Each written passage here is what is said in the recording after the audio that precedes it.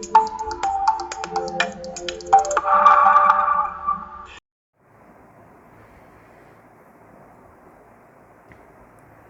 आज का टॉपिक है कूलाम के नियम का सदिश रूप। कल हम लोगों ने कूलाम के नियम का विधिवत अध्ययन किया था। आज इसका वेक्टर फॉर्म देखते हैं। उसके लिए सबसे पहले मूल बिंदु लेंगे और एक्स, वाई और जेड अक्ष इस तरीके से खींचेंगे।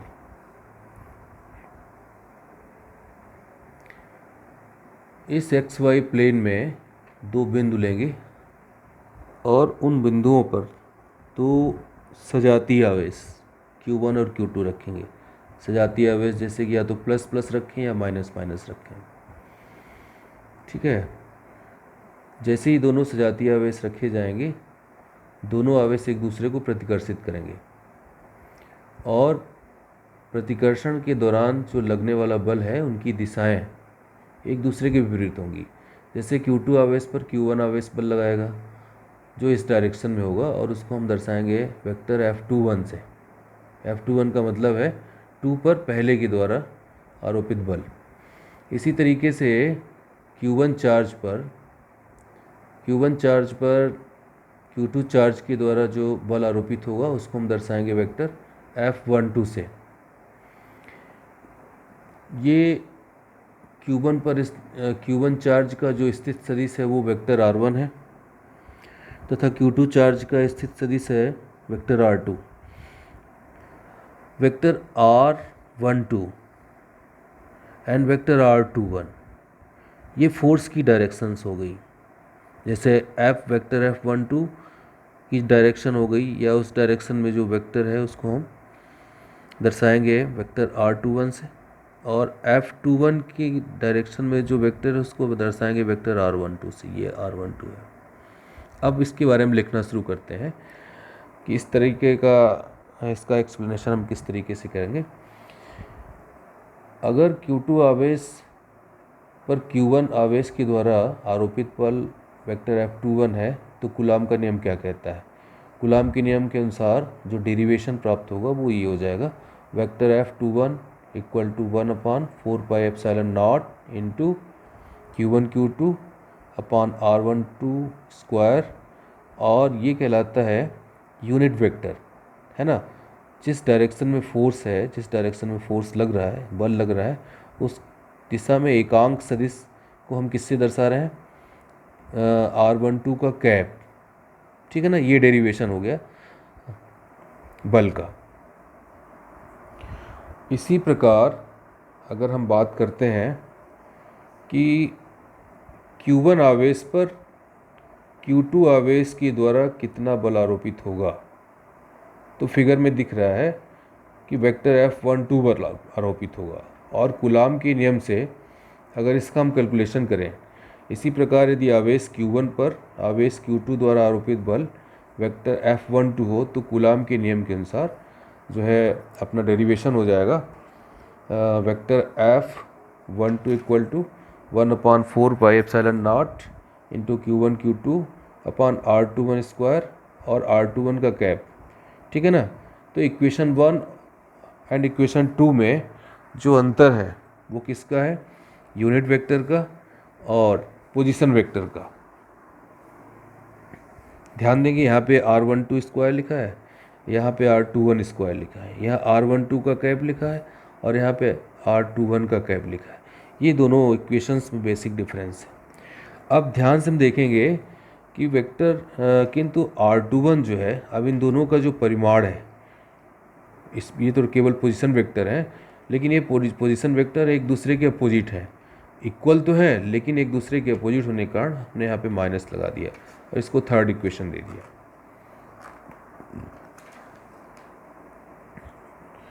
R21 का cap equal to minus R12 का कैप, इसको उठा के 2 में रख देंगे। जहाँ पे R21 लिखा हुआ है वहाँ पे हम R12 लिखने की कोशिश करते हैं। ठीक है ना। इक्वेशन 2 और 3 को अगर हम मिलाते हैं तो अपने को ये इक्वेशन प्राप्त होता है 1/4πε0 into Q1 Q2 upon R12 square, और यहाँ पर समीकरण 2 में जहाँ पे लिखा हुआ है R21 का कैप वहाँ पे हमने रख दिया -r12 का कैप। तो हमको ये फोर्थ इक्वेशन प्राप्त हो गया, चौथा समीकरण। पहला, दूसरा, तीसरा और ये चौथा समीकरण हमको प्राप्त हो गया। अब पहले समीकरण और चौथे समीकरण की हम तुलना कर देंगे। तो अपने को रिजल्ट क्या मिला, vector F12 equal to minus vector F21। और ये डेरिवेशन क्या शो करता है, याद कीजिए जब हम कक्षा 11वीं में पढ़ते थे तो Newton's third law of motion, Newton की गति का जो तीसरा नियम है, वो क्या कहता था कि प्रत्येक क्रिया के बराबर एवं विपरीत प्रतिक्रिया होती है ना। तो ये जो डेरिवेशन अपने को प्राप्त हो रहा है वो ये कह रहा है कि बल का परिमाण तो समान है, ठीक है ना, दोनों आवेशों पर लगने वाला बल, उसका जो परिमाण है वो समान है, किंतु जो है उनकी दिशाएं अलग अलग हैं। और यही कूलाम का नियम कहता है। कूलाम का नियम क्या कहता है कि सजातीय आवेशों में प्रतिकर्षण बल लगेगा। हमने शुरू से ही बताया था कि यहाँ पे हम दो सेम चार्जेस ले रहे हैं, चाहे कि दोनों धनावेश हो सकते हैं अथवा दोनों ऋणावेश हो सकते हैं। सेम चार्ज यहाँ पे लिया गया। तो दोनों आवेशों में हम सेम चार्ज लेने के बाद हमने क्या कैलकुलेशन किया, वेक्टर F12 इक्वल टू किसके है, माइनस वेक्टर F21 के, ठीक है ना। अगर ये क्वेश्चन एग्जाम में आता है कि कूलाम के नियम का सदिश रूप समझाइए अथवा उसके लिए व्यंजक निगमित कीजिए, तो अपने को यहाँ तक लिखना है यही कूलाम के नियम का सदिश रूप है, अर्थात दो सजातीय आवेश एक दूसरे पर समान परिमाण का किंतु विपरीत दिशा में बल आरोपित करते हैं। तो ये आपका एक क्वेश्चन कंप्लीट हो गया कि कूलाम के नियम का सदिश रूप समझाइए। अब चलते हैं आगे। ठीक है, तो सदिश रूप पढ़ने के बाद वैसे तो सफिशिएंट मैटर है बोर्ड एग्ज़ाम के हिसाब से, लेकिन इन केस अगर हम इसको और विस्तारित करने का प्रयास करते हैं तो ये कहलाता है एक्सटेंडेड वेक्टर फॉर्म। मतलब कूलाम के सदिश नियम का जो है और विस्तारित रूप क्या है, उसको हम और विस्तारित रूप से कैसे पढ़ सकते हैं। एक बार दोबारा यहाँ पे हम फिर से अपने फिगर को ड्रा करने की कोशिश करेंगे, ठीक है ना। पहले ही इसको बनाया जा चुका है, आप लोग पहले ही बना चुके हैं, लेकिन फिर से हम उसको बनाने की कोशिश कर रहे हैं। ये हो गया आपका मूल बिंदु x, y और z अक्ष। इधर x हमने दर्शा दिया, इधर हमने y दर्शा दिया, और ये हो गया z, ठीक है। अब यहाँ से फिर से उन्हीं दो आवेशों को लेंगे, ये दोनों आवेश हैं, ठीक। यहाँ पे इसको रखिए Q1, यहाँ पे Q2, ठीक है। और यहाँ से ड्रा करेंगे पोजीशन वेक्टर को, ये पोजीशन वेक्टर यहाँ तक आएगा, इसका पोजीशन वेक्टर ये हो जाएगा, पहले ही से बना चुके हैं। ये वेक्टर R1 कहलाएगा, ये वेक्टर R2 कहलाएगा, ठीक है ना। इसको मिलाते हैं, इधर फोर्स की डायरेक्शन होगी, इधर भी फोर्स की डायरेक्शन होगी, एक बार बनाया जा चुका है। ये वेक्टर F21 कहलाएगा और ये वेक्टर F12 कहलाएगा, ठीक है। इसी तरीके से यहाँ पर इस डायरेक्शन में जो वेक्टर होगा उसको हम ऐसे दर्शाएंगे, और इस डायरेक्शन में जो वेक्टर होगा उसको हम ऐसे दर्शाएंगे, ठीक है। अब यहाँ पे जो इस डायरेक्शन वेक्टर होगा उसको दर्शाएंगे, ऊपर वाले को दर्शाते हैं वेक्टर R, अभी 2 से 1 की ओर है, 2 से 1 की ओर है, तो इसको हम R21 से दर्शा देते हैं, ठीक है। और इसको दर्शाते हैं R12 से, यहाँ पे शो करने के लिए प्लेस नहीं दिख रहा है, यहाँ पे हम लिखेंगे R12, चलिए, ठीक है। अब देखते हैं एक्सटेंडेड वेक्टर फॉर्म। तो क्लास 11th में हम लोग पढ़े थे कि अगर कोई यूनिट वेक्टर A है तो उसको हम इस तरीके से लिख सकते हैं, vector A upon mod of vector A। तो मॉड ऑफ वेक्टर A को सीधे हम ऐसा लिख सकते हैं, इसको लिखने की ज़रूरत नहीं है, सब समझाने की चीज़ें पहले ही इसको बताया जा चुका है। तो हम वेक्टर R12 को इस तरीके से लिख दिए, R कैप या R12 का cap equal to vector R12 upon R12, ये फिफ्थ इक्वेशन हो गया। अब फ्रॉम डायग्राम, चित्र से हम देखते हैं कि R1 प्लस R12 यानी कि ये, और फिर इस डायरेक्शन में चलेंगे। पहले वेक्टर R1, यहाँ पे सदिशों के योग का त्रिभुज नियम लागू हो रहा है, तो सबसे पहले मूल बिंदु से हम चलना शुरू किए, O से पहुँचे Q1 तक, उसका पोजीशन वेक्टर है r1, और फिर q1 से q2 तक उसका पोजीशन वेक्टर है, यहाँ पे ड्रा किया गया है, वेक्टर r12 है, तो r1 प्लस r12 हो जाएगा। लेकिन यहाँ पे जो तीर दिख रहा है वो डायरेक्शन अपोजिट हो जाएगी, तो उसको उसमें हम माइनस साइन लगा देंगे, तो यहाँ पे जो r2 है वो माइनस में हो जाएगा, तो r1 प्लस वेक्टर r12 और माइनस r2 इक्वल टू 0। तो यहाँ पे वेक्टर r12 की जो वैल्यू हो जाएगी वो r2 माइनस r1 हो गई। ये अपना छठवां समीकरण प्राप्त हो गया। हम कोशिश कर रहे हैं कि कूलाम के नियम का जो सदिश रूप है उसका एक्सटेंडेड फॉर्म या विस्तारित रूप कैसे लिखा जाएगा। 6 इक्वेशन हो गया। अब समीकरण 5 का जो मान है वो समीकरण 1 में रखेंगे। समीकरण 1 आप पहले से ही देख चुके हैं। समीकरण 1 ये है, यहाँ पे vector F21 equal to 1/4 pi epsilon not into Q1 Q2 बटे R12 का होल स्क्वायर इंटू, अब यहाँ पे जो R12 का कैप रखा हुआ था वहाँ पे हमने R12 कैप की वैल्यू पुट कर दी, ऐसे ये वैल्यू उठा करके यहाँ पे रख दी।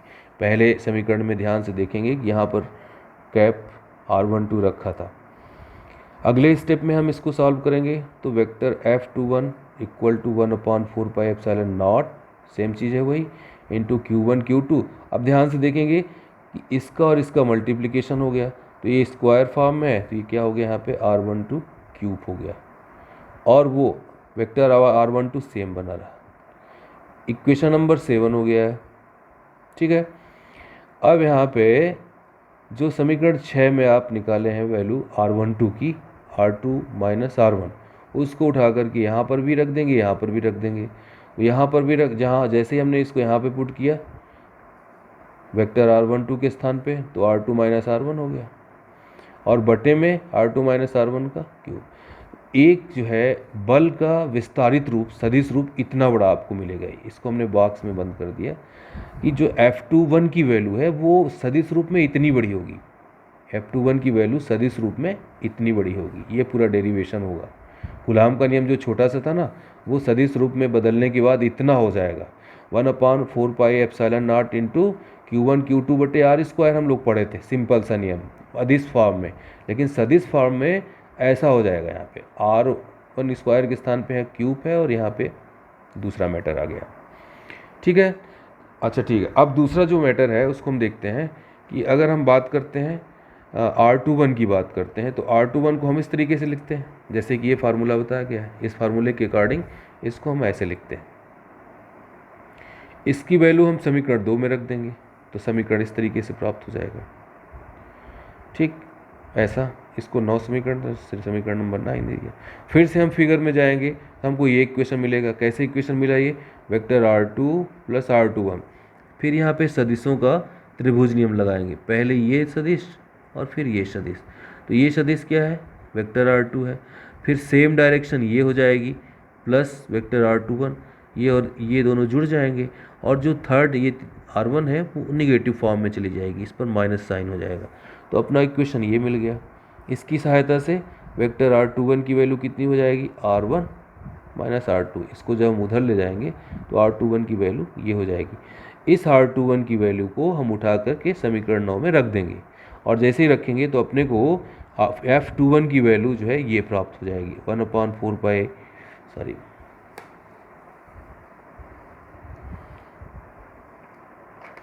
अच्छा